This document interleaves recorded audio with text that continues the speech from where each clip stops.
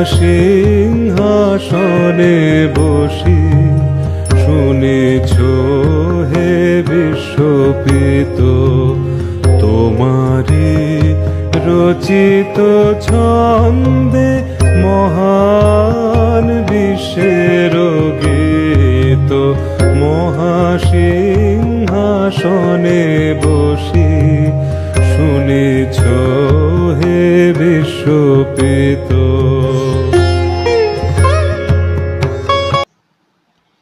তব কথামৃতম তপ্ত জীবনম কবিভীড়িতম কলমশাপহম শ্রবণমঙ্গলম শ্রীমদাততম ভুবি গৃহন্তি ये ভুরিদা জনা। শ্রী শ্রী রামকৃষ্ণ কথামৃত। ঠাকুর বলছেন সংসারী বদ্ধ জীব। আমরা কথামৃতেই পাচ্ছি ঠাকুরের কাছ থেকে। ঠাকুর বলছেন যে জীব চার প্রকার, তার মধ্যে বদ্ধ জীব হচ্ছে এক ধরনের, যেমন নিত্য জীব, মুমুক্ষু জীব, মুক্ত জীব। এই বদ্ধ জীব বলতে গিয়ে ঠাকুর বলছেন যে বদ্ধ জীব কারা? যারা বিষয়ে আসক্ত হয়ে থাকে এবং তারা ভগবানকে সম্পূর্ণ ভুলে থাকে, ভুলেও ভগবানের কথা চিন্তা করে না। তাহলে বদ্ধ জীব। আবার এখানে আমরা শুনছি সংসারী যে বদ্ধ জীব, শ্রীরামকৃষ্ণ সংসারী বদ্ধ জীবের কথা বলিতেছেন। তাহলে সংসারী বদ্ধ জীব তার মানে সংসারী মানুষরা সাধারণভাবে বিষয় সম্পত্তি এইসব নিয়ে এক মায়ার মধ্যে আবদ্ধ থাকে, এক অদ্ভুত নেশার মতো। এটাও একটা নেশা, এবং এই নেশায় সংসারী মানুষরা অনেক সময় বুঝতে পারে না যে এখান থেকে কত যন্ত্রণা। সেই যে জায়গাটা, সেই যন্ত্রণার কথাটা বুঝতে পারে না সংসারী মানুষ, সেটা ঠাকুর বলছেন। এবং বলছেন তারা ঈশ্বরকে, ভগবানকে ভুলে থাকে, ভগবানের কথা চিন্তা করতে চায় না।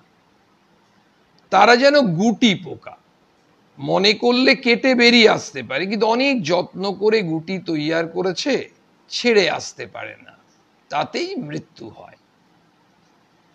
কেন এই গুটি পোকার কথাটা বলছে?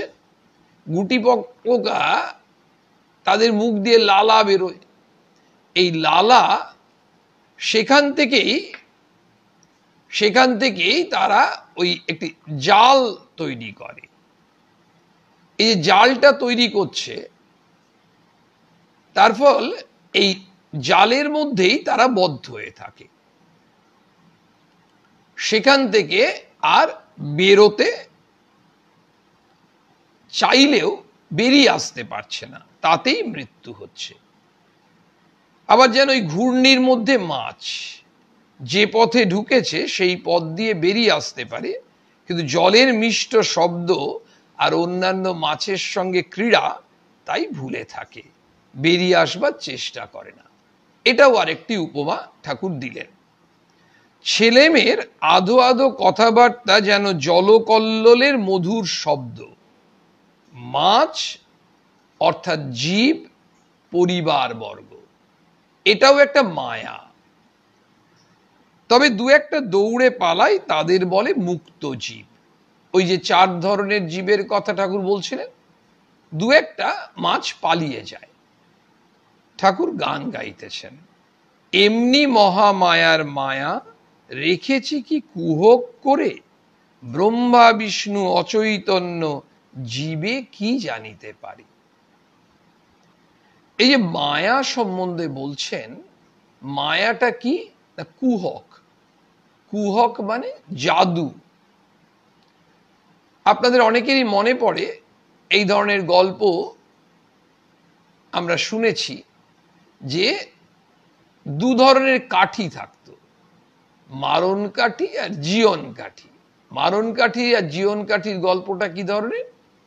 যে মারণ কাঠিটা ছুলে মরে যায়, আবার জীবন কাঠি ছুলে বেঁচে যায়।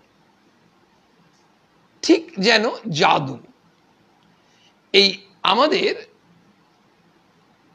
মহামায়ার মায়া সেটি যেন আমাদের জাদু করে রেখেছে, জাদুর শক্তি। এবং সেটা বলছেন ঠাকুর, জীবে কি জানিতে পারে, সাধারণ জীব সেটা বুঝতেও পারে না। ব্রহ্মা বিষ্ণু অচৈতন্য, ব্রহ্মা বিষ্ণু পর্যন্ত এই মহামায়ার মায়ায় আবদ্ধ হয়ে পড়েন। সাধারণ জীব কি বুঝবে? বিল করে ঘূর্ণিপাতে মিন প্রবেশ করে তাতে, গতায়তের পথ আছে তবু মিন পালাতে নারে। এই যে এরপরে যে উপমাটি দিচ্ছেন সেটা গ্রামাঞ্চলের উপমা। সেখানে ঘূর্ণি পেতে মাছ ধরা হয়। সেই মাছ একটা পথে ঢোকে। ঘূর্ণিতে একটা পথে ঢোকার একটা পথ আছে, বেরোবার একটা পথ আছে। মিন মানে মাছ ওই একটা পথে প্রবেশ করলো, কিন্তু যাতায়াতের মানে ঢোকারও পথ আছে, বেরোবারও পথ আছে, তবু মিন পালাতে নারে। মাছ কিন্তু বেরোবার রাস্তা আছে। ওই যে ঘূর্ণি পেতে যে মাছ ধরার যে ব্যবস্থা, তাতে একটা পথে ঢুকলো, আরেকটা পথ দিয়ে বেরোনো যাবে, কিন্তু মাছ বেরোতে পারছে না। কেন পারছে না? ওই আবদ্ধ হয়ে যাচ্ছে। ওই যে অন্য মাছগুলো আছে তাদের সঙ্গে বেশ খেলছে, এই খেলার আনন্দে সে আর বেরোতে পারলো না। তার মানে কি হয়ে গেল? আবদ্ধ হয়ে গেল। এও তো মায়া। এই মায়া বলতে গিয়েই তো ঠাকুর এই উদাহরণটি দিলেন। তাহলে মায়া এমন জিনিস, মানুষকে বদ্ধ করে দেয়। এবং জাদু কেন বলছেন ঠাকুর? জাদু যেমন মানুষকে সম্মোহিত করে, হিপনোটাইজ করে। সত্যিকারে আমরা যে বিখ্যাত বিখ্যাত জাদুকরদের, ম্যাজিশিয়ানদের ম্যাজিক দেখতে যাই, জাদুকররা কি করেন আমাদের আমাদের দর্শকদের সম্মোহিত করে দেন। এই সম্মোহনী শক্তি তাদের আছে এবং আমরা ওই সম্মোহিত হয়ে যাই। আবার যখন বেরিয়ে আসি ওখান থেকে, তখন ভাবি এটা কিন্তু ওই মুহূর্তে আমরা সম্মোহিত হয়ে গেছিলাম। তাই মায়া, জাদু আমরা নিজেরা বুঝতে পারি না যে আমাদের ভেতরেই ঈশ্বর আছেন। আমরা তাকে দেখার ইচ্ছেও করি না, তাকে দেখার, তাকে পাওয়ার চেষ্টাও করি না, উদ্যমীও হই না। আমরা এমনই মায়ায় আবদ্ধ থাকি, আমাদের ভেতরেই ভগবান আছেন, অথচ ভগবানকে পাওয়ার, ভগবানকে খোঁজার প্রচেষ্টা না করে আমরা ওই মিনের মতো, মাছের মতো ঘূর্ণি পাতায় মাছ ঢুকলো কিন্তু বেরোলো না। বলছেন ঠাকুর, আবার বলিতেছেন, জীব যেন ডাল জাঁতার ভিতর পড়েছে, পিষে যাবে। একেবারে জাঁতায় যেমন পিষে দেয়, জীব তেমনি পিষে যায়, পিষ্ট হয়ে যায়, ওই গুটি পোকার মতো। দেখুন গুটি পোকা কি করলো? মুখ দিয়ে লালা বেরোচ্ছে, তাই দিয়েই জাল তৈরি করলো। তার নিজের তৈরি জালের মধ্যেই সে আবদ্ধ হয়ে গেল। তাহলে বিষয়টা নিজেরই তৈরি, লক্ষ্য করতে হবে। তারই মুখ দিয়ে লালা বেরোলো, সেই লালা দিয়ে জাল তৈরি হলো। আমাদেরই সংসার, সেই সংসারে আমরা নিজেরাই আবদ্ধ হয়ে যাই। অথচ আমরা আমাদের ভেতরেই যে সোনা আছে, বিদ্যাসাগরের সম্বন্ধে ঠাকুর বলেছিলেন না, ওর অন্তরে যে সোনা আছে সে খপর পায় নাই। মানে বিদ্যাসাগরের মধ্যে যে ঈশ্বর আছেন সেই উপলব্ধিটা তার মধ্যে হয়নি। এই জন্য ঠাকুর বলছিলেন মাস্টারমশাইকে যে আমার কিন্তু আরো 2-3 বার ওর সঙ্গে দেখা করার দরকার। তো এই যে বিদ্যাসাগরের সম্বন্ধে বলছেন, তেমনি সাধারণ জীব আমরা বুঝতেও পারি না যে আমাদের ভেতরই ভগবান আছেন, তাকে ধরার চেষ্টা না করে আমরা ওই মায়ার জন্য তাকে ধরতে পারছি না। বলছেন তবে যে কটি ডাল খুঁটি ধরে থাকে তারা পিষে যায় না। তাই খুঁটি অর্থাৎ ঈশ্বরের শরণাগত হতে হয়। ঠাকুর বলছেন সংসারে থাকবে বই কি, সংসার করবে বই কি, কিন্তু ওই খুঁটিটি ধরে সংসার করো, তাহলে অত ব্যথা পেতে হবে না। খুঁটি অর্থাৎ ঈশ্বর। ঠাকুর বলছেন আমরা সংসার করব, তিনি আমাদেরকে সংসার করতে সমর্থন করছেন, কিন্তু সংসার করে আমরা যে যন্ত্রণা পাই, কষ্ট পাই, যাতনা পাই, ব্যথিত হৃদয়ে আমরা অন্যকে বলি সংসারে কত জ্বালা যন্ত্রণা, ঠাকুর বলছেন অত ব্যথা পেতে হবে না, খুঁটিটি ধরে সংসার করো। খুঁটি মানে ঈশ্বর, তাহলে আমরা পিষ্ট হব না। ঈশ্বরকে ধরে সংসার করা মানে ঈশ্বর নির্ভর হয়ে সংসার করা। ঈশ্বরকে আমরা ধরবো কি করে? ধরা অর্থাৎ যখন আমি ভাববো আমি আনন্দ পেয়েছি, তখন যেমন ভাবি ঈশ্বর কারুণিক ভগবান, কারুণিক ঈশ্বর, কি করুণাময়, করুণা ঝরে পড়ছে, তেমনি যখন দুঃখ পাবো, কষ্ট পাবো, তখনও মায়ের কথা মনে করব। মা বলছেন দুঃখ যে ভগবানের দয়ার দান।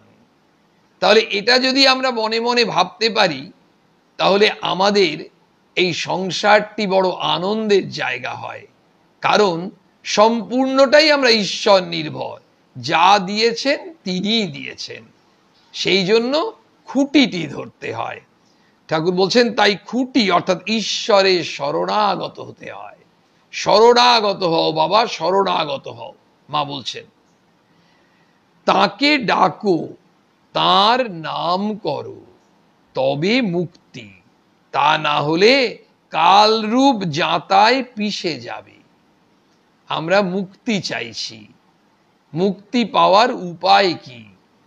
সংসারে আমরা তো সব সময় যেন পিষ্ট, চাকা যেমন পিষে দেয়, একজন পথচারী যদি গাড়ির চাকায় পিষে যায়, ঠিক একইভাবে আমরা যেই পিষ্ট হচ্ছি, সেখান থেকে উদ্ধার পাবো কি করে?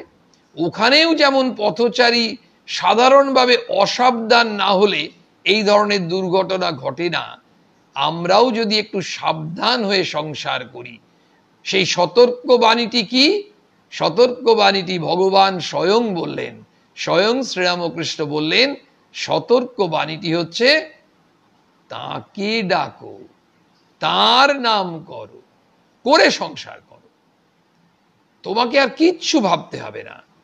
দেখবে তোমার সমস্ত কিছু তুমি পাচ্ছ, অথচ যাই পাও না কেন তুমি সর্বাবস্থায় ওই মন নিয়ে আছো যে আমি যা পেয়েছি সবই তো তিনি দিয়েছেন। এই খুঁটি ধরে তাকে ব্যাকুল হয়ে প্রার্থনা করে শরণাগত হয়ে তুমি সংসার করো। ঠাকুর আবার গান গাইতেছেন, পড়িয়ে ভবসাগরে ডুবে মা তনুর তরি, মায়া ঝড় মোহ তুফান ক্রমে বাড়ে গো শঙ্করী। বলছেন এই যে ভবসাগর, এই যে সংসার সমুদ্র অর্ণব, সংসার রূপ সমুদ্রে আমরা, আমাদের এই শরীর ডুবে আছে, নিমজ্জিত।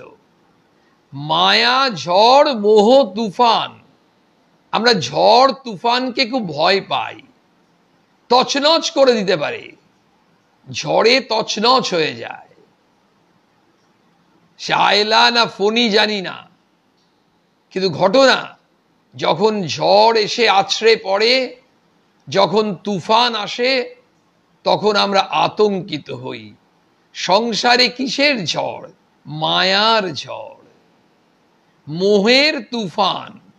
এই মায়া মোহ এরা আমাদের কেমন ভাবে জাদুর মতো আবদ্ধ করে রেখেছে। আমরা সম্মোহিত হয়ে থাকি, সম্পূর্ণ ভুলে থাকি যেটি সৎ তাকে। আমরা এই জাদুর ফলে, এই সম্মোহনের ফলে আমরা সৎকেই অসৎ ভাবি আর অসৎকেই সৎ ভাবি। মানে যা নিত্য তাকেই অনিত্য ভাবি, অর্থাৎ ঈশ্বরই নিত্য ঠাকুর বলছেন, তাকেই ভাবছি ঈশ্বর অনিত্য। ওই যখন মাঝে মাঝে দরকার হবে ঈশ্বর, আর যা অসৎ তাকেই সৎ ভাবছি। এই যে আমাদের আশেপাশে যে আনন্দ, পরিবার, আত্মীয় স্বজন, বন্ধু বান্ধব, স্ত্রী পুত্র কন্যা, সংসারের বিভিন্ন রকম আমাদের যে আহ্লাদ আমোদ, সেগুলোকে আমরা ভাবছি এগুলো হচ্ছে নিত্য, আর ঈশ্বর হচ্ছে অনিত্য। কেন হচ্ছে এটা? আমরা সম্মোহিত, আমরা ওই মায়া মোহ আমাদেরকে এমন ভাবে অন্ধ করে রেখেছে। আর এটা ক্রমে বাড়ে, আরো আরো ক্রমে বর্ধমান। একে মন মাঝি আনাড়ি, তাহে ছজন গোয়ার দাড়ি। বলছে মন রূপ মাঝি সে তো আনাড়ির মতো চলছে। একবার এদিকে যায়, আনাড়ি যেমন কি করে, যে আনাড়ি সে কোন দিকে যেতে হবে সে জানে না, এদিক যেতে গিয়ে ওদিক পথ ভুল করে। রূপ মাঝি তাই তো হচ্ছে, আনাড়ির মতো চলছে, যেদিকে যাওয়ার কথা সেদিকে না গিয়ে অন্য পথে চলে যাচ্ছে। আর মন যদি ঠিক মতো করে পরিচালনা না করে, মন যদি স্থির না থাকে, মনের মধ্যে যদি এই চাঞ্চল্য থাকে, তখন এই উন্মাদ মন আনাড়ির মতনই তো কাজ করবে। আর আরো কেন কাজ করে? তাহে ছজন গোয়ার দাঁড়ি, দাঁড় বইছে যারা, সেই ছজন তো গোয়ার। কাম, ক্রোধ, লোভ, মোহ, মদ, মাৎসর্য, এরা তো গোয়ার। এই কামনা বাসনা আমাদেরকে ঠিক থাকতে দেয়, আমাদেরকে এমন ভাবে ছোটায় চিন্তা করা যায় না। কোনো কিছুতেই আমরা মায়ের কথা শুনি, মায়ের কথা পড়ি, মা বলছেন বাবা সন্তোষের সমান ধন নাই, ওই পর্যন্ত ব্যাস, ওই পড়া পর্যন্ত, শোনা পর্যন্ত মুখস্থও করে ফেলেছি। শুধু একটা জিনিস করতে পারিনি মা, সেটা হচ্ছে অন্তস্থ। এই অন্তস্থ করতে পারি না, অথচ তুমি অন্তস্থ করতেই বলছো। আর আমরা সাধারণ জীব কি করছি? আর নচেত হয়তো মুখস্থ করে রাখলাম। ব্যক্তিগত জীবনে যারা প্রয়োগ করছেন তাদের কামনা বাসনা আর কিন্তু তাড়া করছে না। ক্রোধ বলুন, লোভ, হ্যাঁ, যেটা সব থেকে বেশি বিপজ্জনক শত্রু, ঠাকুর বারবার বলছেন আমি মোলে ঘুচিবে জঞ্জাল। অহংকার সম্বন্ধে বলতে গিয়ে বলছেন যেন অশ্বত্থ গাছের ফেকড়ি। এইটা বিপজ্জনক শত্রু সবগুলোই। ছজনই কিন্তু গোয়ার দাড়ি, কুবাতাসে দিয়ে পারি হাবুডুবু খেয়ে মরি। ভেঙে গেল ভক্তির হাল, ছিঁড়ে পড়ল শ্রদ্ধার পাল, তরি হলো বাঞ্চাল উপায় কি করি। আসলে ভক্তি, শরণাগতি, শ্রদ্ধা, বিবেক, বৈরাগ্য, এগুলো যদি আমাদের মন থেকে চলে যায়, ভেঙে যায়, সেগুলো যদি ছিঁড়ে যায়, তাহলে আমরা কিসের ভিত্তিতে সংসার সমুদ্রে আমরা সাঁতার কাটবো? আমরা তো ডুবে যাব। বলছেন তরি হলো বাঞ্চাল, উপায় কি করি, কি করব, কি করব। উপায় না দেখি আর অকিঞ্চন ভেবে সার, তরঙ্গে দিয়ে সাঁতার শ্রী দুর্গা নামের ভেলা ধরি। আর তো কোনো উপায় দেখছি না, এবার আমাদের এই দুর্গা নামের ভেলা ধরি। কিন্তু আমাদের তখন প্রশ্ন হতে পারে যে সন্তান, পরিবার, এদের প্রতি কর্তব্য, বিশ্বাসবাবু অনেকক্ষণ বসিয়া ছিলেন, এখন উঠিয়া গেলেন। এটা বলরাম মন্দিরে হচ্ছে, আমরা শুনেছি আগের দিন। তাহার অনেক টাকা ছিল, কিন্তু চরিত্র মলিন হওয়াতে সমস্ত উড়িয়া গিয়াছে। এখন পরিবার, কন্যা প্রভৃতি কাহাকেও দেখেন না। বলরাম তাহার কথা পাড়াতে ঠাকুর বলিলেন, ওটা লক্ষ্মী ছাড়া দারিদ্র্য।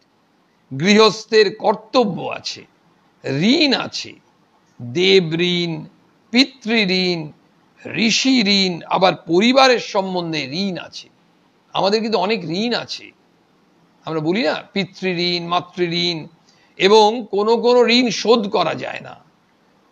পরিবারের সম্বন্ধেও তো ঋণ আছে। সতী স্ত্রী হলে তাকে প্রতিপালন, সন্তান দিগকে প্রতিপালন যতদিন না লায়েক হয়। ঠাকুর আমাদের কর্তব্য সম্বন্ধে কিন্তু খুব স্পষ্টভাবে বুঝিয়ে দিচ্ছেন বিভিন্ন জায়গায়।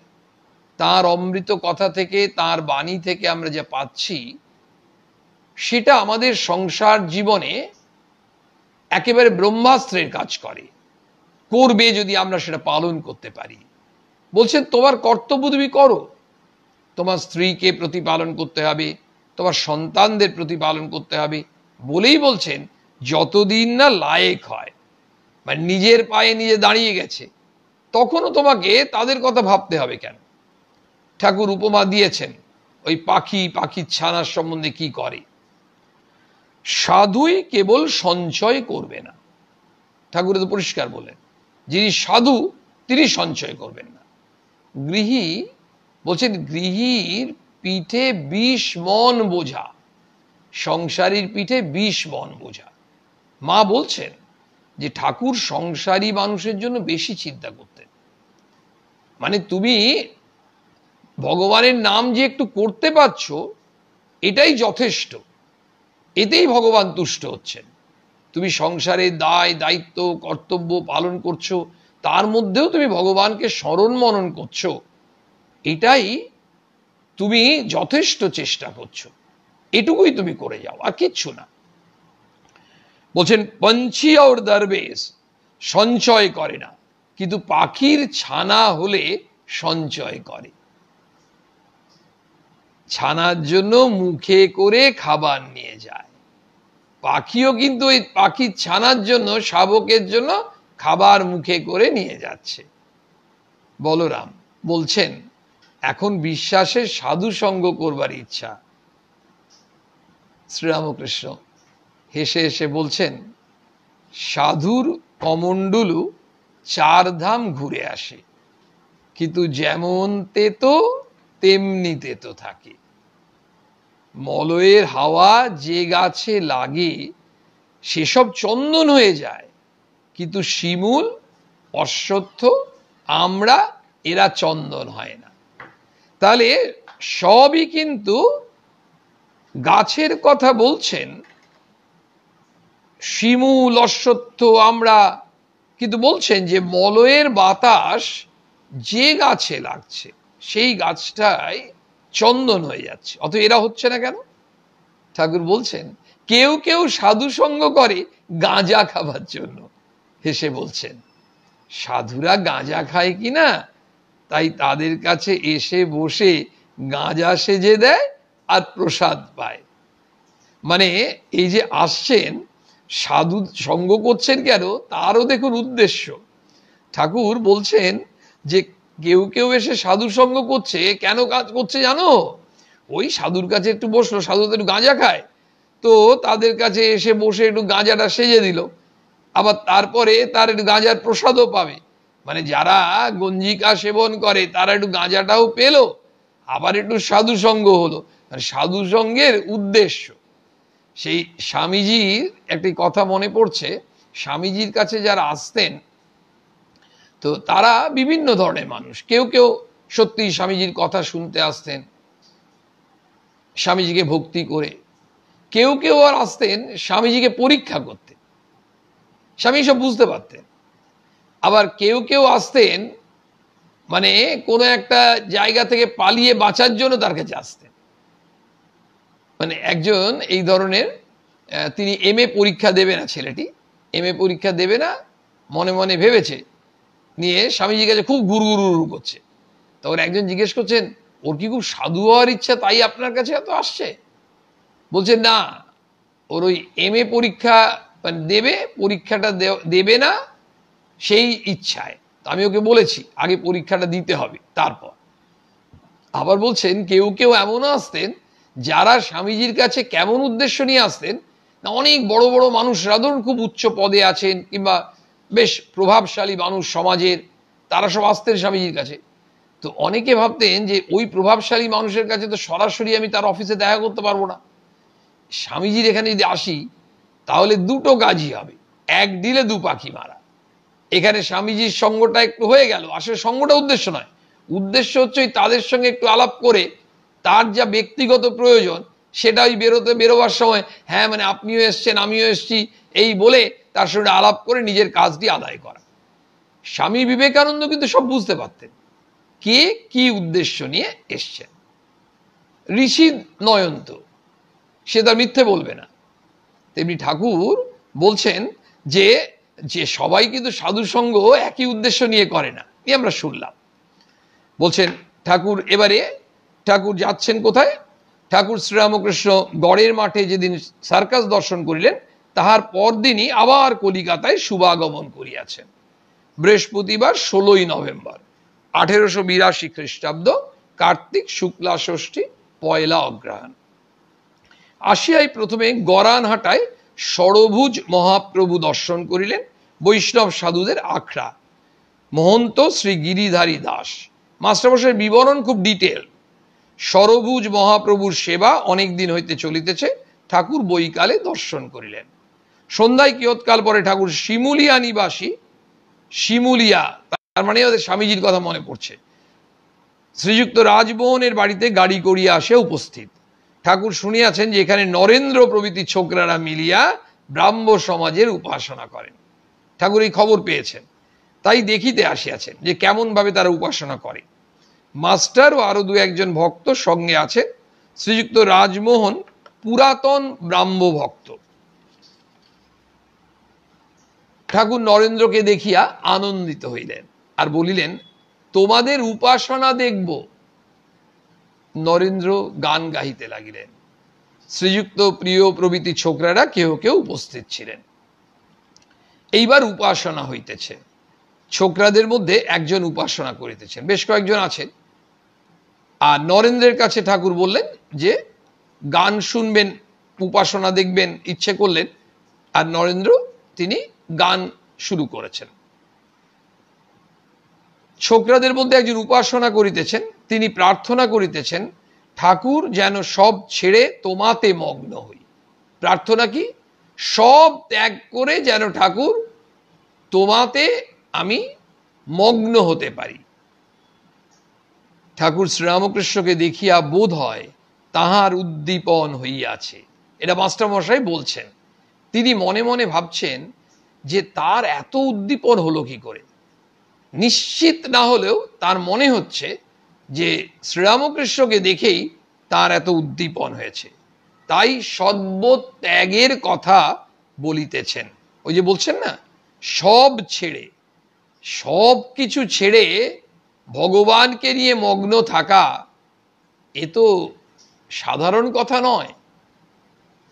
তাই মাস্টারমশাইয়ের মনে হচ্ছে the very presence of Sri Ramakrishna, স্বয়ং ভগবান উপস্থিত, তার জন্যই বোধহয় তার মনে এত উদ্দীপন হয়েছে, তাই তিনি সর্বত্যাগের কথা বলিতেছেন। মাস্টার ঠাকুরের খুব কাছে বসিয়াছিলেন। তিনি কেবল শুনিতে পাইলেন ঠাকুর অতি মৃদু স্বরে বলিতেছেন তা আর হয়েছে। এই কথাটা আর কেউ শুনতে পাননি, খুব আস্তে বলেছেন। আর মাস্টারমশাই পাশে ছিলেন বলে শুনতে পেয়েছেন। শ্রীযুক্ত রাজমোহন ঠাকুরকে জল খাওয়াইবার জন্য বাড়ির ভিতরে লইয়া যাইতেছেন। এর পরের রবিবারের কথা, সেই তারিখটা হচ্ছে 19শে নভেম্বর। বলছেন পরের রবিবার 19শে নভেম্বর 1882 খ্রিস্টাব্দ, জগদ্ধাত্রী পূজা। সুরেন্দ্র নিমন্ত্রণ করিয়াছেন। সুরের মিত্রে নিমন্ত্রণ করেছেন কারণ জগদ্ধাত্রী পূজা। তিনি ঘর বাহির করিতেছেন। কেন ঘর বার করছেন? ছটপট করছেন, অপেক্ষা করছেন ঠাকুরের জন্য। যেটা আমাদের সাধারণ মানুষের হয়, যে কোনো এক বিশেষ মানুষকে যদি আমরা চাই, আর যতক্ষণ না তিনি আসেন দেখবেন আমরা সবাই ঘরে থাকলে একবার ঘরে ঢুকছি, একবার বাইরে আসছি, ঘরে ঢুকছি, বাইরে আসছি। সুরেন্দ্র মিত্রের তাই অবস্থা। বলছেন কখন ঠাকুর আসেন? মাস্টারকে দেখিয়া তিনি বলিতেছেন, তুমি এসেছো, আর তিনি কোথায়?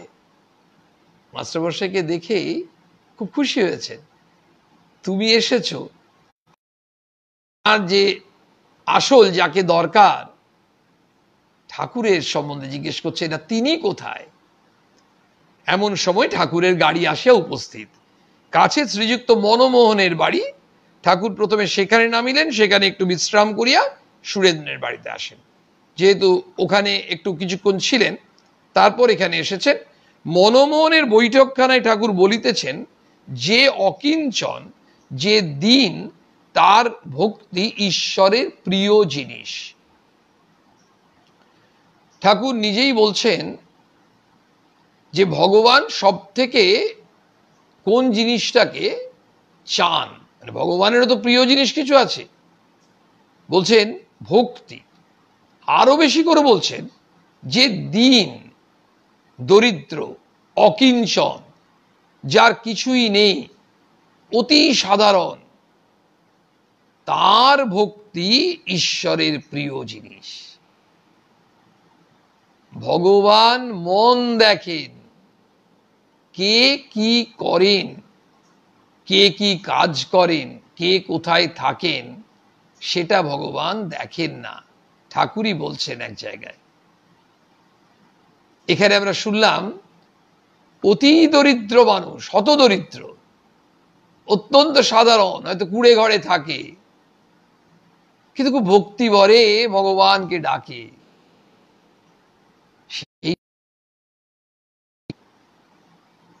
বলছেন খোল মাখানো জাপ যেমন গরুর প্রিয়, বলেই বলছেন দুর্যোধন অত টাকা, অত ঐশ্বর্য দেখাতে লাগলো, কিন্তু তার বাটিতে ঠাকুর গেলেন না। শ্রীকৃষ্ণ গেলেন না। কিন্তু দুর্যোধন অনেকবার আসার জন্য বলছেন, কিন্তু অত টাকা, অত ধন সম্পত্তি, অত ঐশ্বর্য, গেলেন না। কিন্তু গেলেন কোথায়? তিনি বিদুরের বাটি গেলেন। ওই যে বিদুরের খুদ, কোথায়? বিদুরের বাটিতে গেলেন। বাড়িতে শ্রীকৃষ্ণ যাচ্ছেন না, কারণ শ্রীকৃষ্ণ ভক্তকে ভালোবাসছেন। তিনি ভক্তের ভালোবাসা, সেইটাই হচ্ছে শ্রীকৃষ্ণকে আকর্ষণ করার আসল সম্পদ, যেটা দুর্যোধনের মধ্যে নেই, যেটা বিদুরের মধ্যে আছে। তিনি ভক্ত বৎসল। বৎসের পাছে যেমন গাভী ধায়, সেইরূপ তিনি ভক্তের পাছে পাছে যান। আবার উপমা, ঠাকুর কত উপমা, কত উদাহরণ দিচ্ছেন কথা বলতে বলতে। বলছেন যে যেমন এই বাছুরের পেছন পেছন যে যাচ্ছে, গাভী যাচ্ছে, ঠিক ভক্তের পেছন পেছন ভগবান ছোটেন। ভগবান ভক্তের পেছনে ছোটেন। ভগবান ভক্তকে চাইছেন, কারণ ভক্ত ছাড়া ভগবানের কাজটা কি?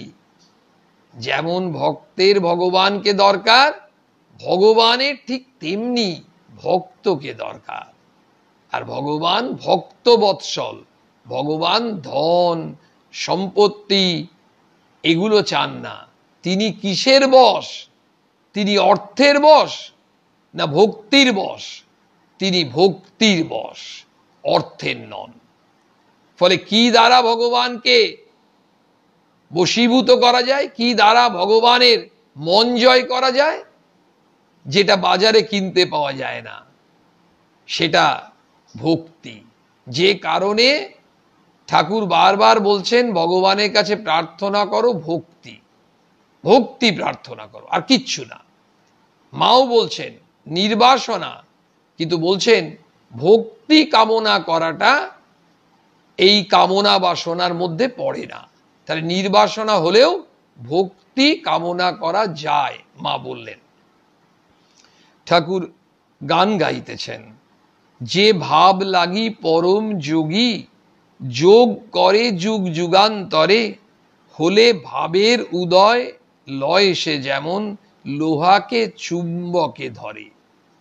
ওই ভাবের কথা, যে ভাব লাগে, যে ভাবের জন্য যোগী যুগ যুগান্তর ধরে যোগ করছেন, সাধক সাধনা করছেন, তপস্যা করছেন, আর যখন এই ভাবটার উদয় হয় তখন কি হয়, যেমন লোহাকে চুম্বকে ধরে।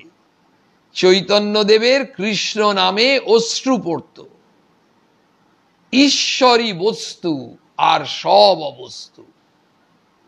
ঠাকুরের কাছে আমরা যেটা শুনছি, ঈশ্বরী নিত্য, বাকি সব অনিত্য, ঈশ্বরী বস্তু, বাকি সব অবস্তু।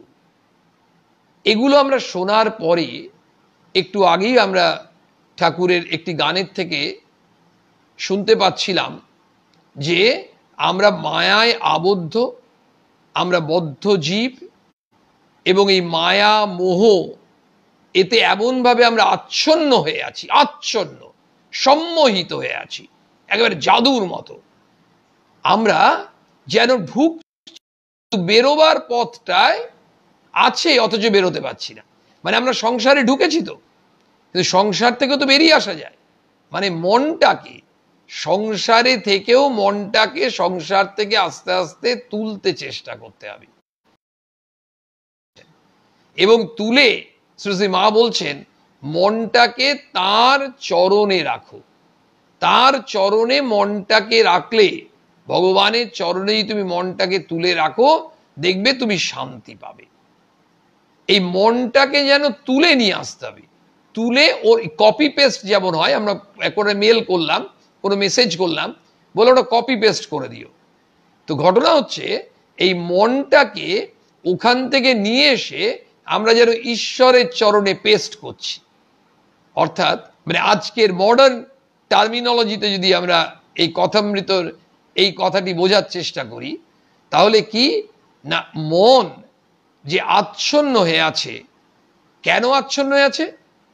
আচ্ছন্ন হয়ে আছে মোহে, মায়াতে।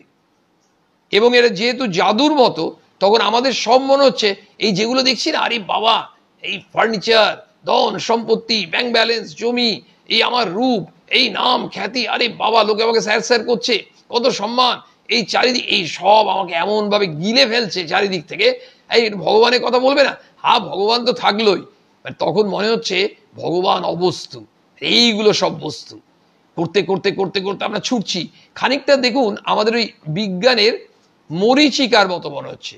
আপনারা সবাই পড়েছেন যারা বিজ্ঞানে, লাইট অপটিক্সে টোটাল ইন্টারনাল রিফ্লেকশন, যদিও এটা এই আলোচনা নয়, তবু বলছি, মিরাজ বলে যে কথাটি আছে, মরীচিকা, আমরা ঠিক মরীচিকার মতো। দূর থেকে মনে হচ্ছে এই জল, এই জল, কিন্তু জল নেই। ঠিক আমাদের মনে হচ্ছে এই তো এগুলোই আনন্দ, এগুলোই আনন্দ, পরে দেখলাম এগুলো সমস্ত যন্ত্রণার কারণ। সেই জন্য ঠাকুর আমাদের বুঝিয়ে দিলেন, জানিয়ে দিচ্ছেন, ঈশ্বরী বস্তু, একমাত্র বস্তু হচ্ছে ঈশ্বর, বাকি সব অবস্তু, সব অবস্তু। তুমি ওই বস্তুটির জন্য তোমরা কান্নাকাটি করো, ওই বস্তুর জন্য ছোট। মানুষ মনে করলে ঈশ্বর লাভ করতে পারে, ঠাকুর এনশিওর করেছেন, অন্য কেউ নয়। আমাদের আরো 50 জনের কাছে মত নেওয়ার দরকার নেই। স্বয়ং শ্রীরামকৃষ্ণ তিনি বলছেন, তার অমৃত কথায় আমরা পাচ্ছি কি, মানুষ মনে করলে, ঠাকুর বলছেন এক জায়গায়, মানুষ কি কম গা, মানুষ ঈশ্বর চিন্তা করতে পারে। বলছেন মনুষ্য জন্ম কত দুর্লভ। সত্যি তো, কত জন্মের সুফল আমাদের, সুকৃতি যে আমরা মনুষ্য জন্ম পেয়েছি। এই মনুষ্য জন্ম পাওয়ার পর সেই জন্মটিকে আমরা যদি অপব্যবহার করি, সদ্ব্যবহার না করি, যেমন অনেক সময় বাবা মা ছেলেকে বলে, তোর দেখ বুদ্ধি আছে, তোর সব কিছু আছে, সুযোগ সুবিধা সব দিয়েছি, তোর একটা জিনিস নেই, সেটা হচ্ছে তোর ভালো কিছু করার মন নেই। সেই জন্য তুই চেষ্টা করিস না। ভগবান তোকে বুদ্ধি দিয়েছেন, ভগবান তোকে সুযোগ সুবিধা দিয়েছেন, পরিবেশ দিয়েছেন, ভালো শিক্ষা প্রতিষ্ঠানে পড়ছিস, অথচ তুই কেন করতে পারছিস না? তোর মনটা নেই। তুই মনটা যদি একবার হয় না, দেখবি তুই ভালো ফল করতে পারবি। ঠাকুর বলছেন মানুষ মনে করলে, মানুষ যদি চায়, ঈশ্বর লাভ করতে পারে। তাহলে আমাদের মনটাকে তো তৈরি করতে হবে। ওই যে মনের প্রস্তুতি চাই। কিন্তু কামিনী কাঞ্চন ভোগ করতেই মত্ত। কিন্তু কেন কেন মনটা চাইছে না? ওই ছেলেটি কেন পড়াশোনায় মন দিতে পারছে না? এখনকার বাবা মারা বলেন আর কেউ নয়, একটি যন্ত্র, তার নাম মোবাইল। ওই মোবাইলেই সিনেমা, ওই মোবাইলেই গেমস, ওই মোবাইলেই চ্যাট, ওই মোবাইলেই মেসেজ। ওই মোবাইল তাকে এমন করে দিয়ে মোহ আচ্ছন্ন হয়ে ও সমস্ত সুযোগ সুবিধা পেয়েও ছেলেটির মন হচ্ছে না ভালো ফল করা। আমাদের মোবাইল কি? ঠাকুর বলছেন কিন্তু কামিনী কাঞ্চন ভোগ করতেই মত্ত সংসারী মানুষ। এমন মত্ত, এমন উন্মাদ, আর ওই মনটাই তৈরি হচ্ছে না যে আমার ভেতরে ঈশ্বর, সেই ঈশ্বর এর সঙ্গে আমার যে সম্পর্ক, ঈশ্বরই আমার সব থেকে প্রিয়, সব থেকে কাছের, অথচ কেন তাকে দেখতে পাচ্ছি না? মায়া, মহামায়ার মায়া আবদ্ধ। সব থেকে কাছের মানুষ, তাকে আমরা দেখতে পাচ্ছি না। তিনি আমার ভেতরেই আছেন, প্রত্যেকের ভেতরেই আছেন। ওই যে মায়া, সেটি এমন জিনিস আমাদেরকে পাগল করে রেখে দিয়েছে। আমরা যেটা ছেলে মেয়েদের সম্বন্ধে বলি, আজকালকার যুবক যুবতীদের, এই 14, 15, 16, 17, 18 টিনেজারদের সম্বন্ধে বলি, মোবাইল ওদেরকে অন্যান্য নেশার থেকেও সব থেকে বড় নেশা হচ্ছে মোবাইল নেশা।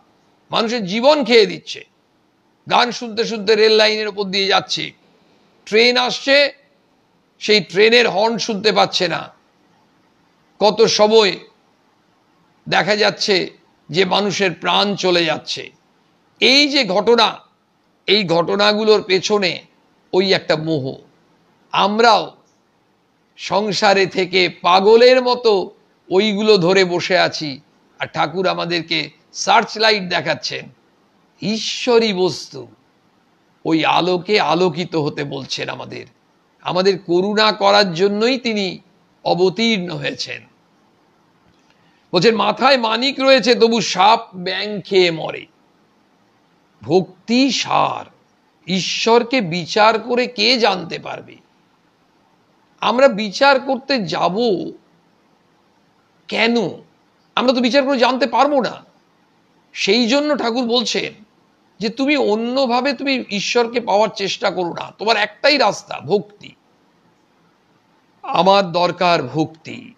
তার অনন্ত ঐশ্বর্য অত জানবার আমার কি দরকার? একজন মানুষের কত জমি আছে, কত বাগান আছে, কত পুকুর আছে, জেনে আমি করবোটা কি? আমি কি মানুষটাকে চাইছি, না মানুষের ঐশ্বর্যের ফিরিস্তি জানতে চাইছি? এটা আমাকে দেখতে হবে আগে। সেই জন্যই ঠাকুর সেই বলছেন না, তুমি আম খেতে এসছো, আম খাও, সেই গল্পটায়। তা আমাদের লক্ষ্যটা ঠিক করতে হবে। বলছেন তার অনন্ত ঐশ্বর্য অত জানবার আমার কি দরকার? এক বোতল মদে যদি মাতাল ওই সুরির দোকানে কত মন মদ আছে সে খবরে আমার কি দরকার? এক ঘটি জলে আমার তৃষ্ণার শান্তি হতে পারে, পৃথিবীতে কত জল আছে সে খবরে আমার প্রয়োজন নাই। ঠাকুরের কাছে আমরা এই কথা আগেও শুনেছি। আমাদের সহজ করে বোঝানোর জন্য ঠাকুর এই উপমার কথা বলেছেন যে একজন যদি ভাবে যে মাতাল হবে, সে যেটুকু মদে মাতাল হতে পারে হয়ে গেল, তার যদি এক বোতল দরকার হয়ে গেল, তো তার দরকার কি আছে? এই উপমাটা কেন দিচ্ছেন? যে মাতাল হতে চায়, তোমার ওই অত বিস্তৃত বিবরণ জেনে কি হবে? ভাই তোমার দোকানে কত মদ আছে ইত্যাদি, তোমার যদি এক গ্লাস জল খেলে তোমার তৃষ্ণা মিটে যায়, এক ঘটি জল খেলে তৃষ্ণা মিটে যায়, তা তোমার কি দরকার? যে এখানে এই পুকুরে কত জল আছে বা নদীতে বা পৃথিবীতে কত জল আছে জানা। তোমার তো উদ্দেশ্য হচ্ছে তখন মানে তৃষ্ণায় ছটফট করছো, বাবা জল দাও জল দাও। সে আমাদের খুব মজার মনে পড়ে অবাক জল পান, আপনারা শুনেছেন তো, সেই জল চাইছে আর কত রকম হলো, শেষে আর জল পাচ্ছে না। মানে এক একজন এক একবার বলছে জল পাই। তো বিষয়টা হচ্ছে মানে ওটার মধ্যে একটা বেশ সুন্দর মানে হাসি অতএব কৌতুকের যেমন আছে, আবার একটা সিরিয়াসনেসও আছে, সেটার আলোচনার মধ্যে আমরা যাচ্ছি না। কিন্তু মনে পড়লো অবাক জলপানের কথা। তাহলে ওই জল পিপাসা পেলে আমার যতটুকু জল দরকার সেটার প্রয়োজন, তেমনি আমাদের ঈশ্বরকে প্রয়োজন। ঈশ্বরের বিরাট সৃষ্টি, পৃথিবী, চন্দ্র, সূর্য, এই সমস্ত যা কিছু আছে, জীব জন্তু, বন জঙ্গল, সমস্ত কিছু, মানুষ, এসব দেখে আমার দরকার কি আছে? আমাকে দেখতে হবে আমি ভক্তি পথে তার কাছে এগোতে পারছি কিনা। ওই যে মায়ার জালটা ওই গুটি পোকা কি করলো, তার মুখ দিয়ে লালা বেরোলো, নিয়ে একটা জাল তৈরি হলো, ঢুকে বসে আছে। বদ্ধজীব কেমন, ঠাকুর উপমা দিয়েছেন ওই মাছগুলোর মতো। কেমন? পুকুরে জাল ফেলা হয়েছে, মাছগুলো জালে ঢুকেছে, কয়েকটা মাছ দপাং দপাং করে জাল থেকে লাফিয়ে যায় বা লাফাতে চেষ্টা করে, আর কিছু মাছ ওই জালের মধ্যে আরো বেশি করে একেবারে আশ্রে পৃষ্ঠে থেকে যায়। ভাবে বাহ ভালোই আছি, একটু পরে যে জালটাকে আড়াই নিয়ে আসবে মাছগুলোর অবস্থা শেষ, সেটা বুঝতে পারলো না। এই আমরা সংসারী মানুষরা এই ধরনের মাছের মতো, একেবারে আষ্টে পৃষ্ঠে এত আনন্দ, ছেলে মেয়ে আত্মীয় স্বজন বন্ধু বান্ধব আর জিনিসপত্র নিয়ে পৃথিবীর এত পার্থিব আনন্দ, জাগতিক আনন্দ, আর কি নাম, এইসবে ভুলে থাকি। এইসবে কাকে ভুলে থাকি? এইসবে ভগবানকে ভুলে থাকি। সেই জন্য ঠাকুর বললেন বদ্ধজীব কারা? যারা বিষয়ে আসক্ত, ভগবানকে ভুলে থাকে, ভুলেও ভগবানের কথা চিন্তা করে না। কিন্তু আমরা ভগবানের কৃপায় ভগবানের অমৃত কথা শুনছি। অন্ডাল বিবেকানন্দ ভাব প্রচার সোসাইটির মহতি উদ্যোগে প্রত্যেক সপ্তাহে 2 দিন করে শ্রী রামকৃষ্ণ কথামৃত পাঠ হয়। ঠাকুর অহেতুকী কৃপা করে, অপার করুণা করে আমরা ঠাকুরের সন্তান। ঠাকুর আমাদেরকে বুঝিয়ে দেন আমাদের কল্যাণার্থে। মায়ের কথা হয়, স্বামীজির প্রসঙ্গ হয়, এর জন্য আমরা ভগবানের কথা স্মরণ মনন করছি। আমরা বলি, শুনি, সব কিছুতেই মঙ্গল। শুনলে মঙ্গল, শ্রবণ মঙ্গলম, বললে মঙ্গল, কথন মঙ্গলম। ফলে আমরা সবাই চেষ্টা করব ঠাকুরের কথা, ভগবানের কথা স্মরণ মনন করতে, চিন্তা করতে, এবং এই ঈশ্বরীয় ভাবনা যত মনের মধ্যে রাখব, মনের কলুষ, মনের কালিমা আস্তে আস্তে ধুয়ে যাবে। আমাদেরই অনুতাপের যে জল বেরোবে, সেই জলেই আমাদের ভেতরের মলিনতা ক্রমে পরিষ্কৃত হয়ে চিত্ত শুদ্ধ হবে। ঠাকুরের চরণেই প্রার্থনা জানাই, আমাদের ভক্তি দাও, শরণাগতি দাও, সকলের মঙ্গল প্রার্থনা করি। ওং নিরঞ্জনম নিত্যম অনন্তরূপং ভক্তানুকম্পাধৃত বিগ্রহং বৈ ঈশাবতরং পরমেশ্বরং তং রামকৃষ্ণং শিরসা নমামঃ।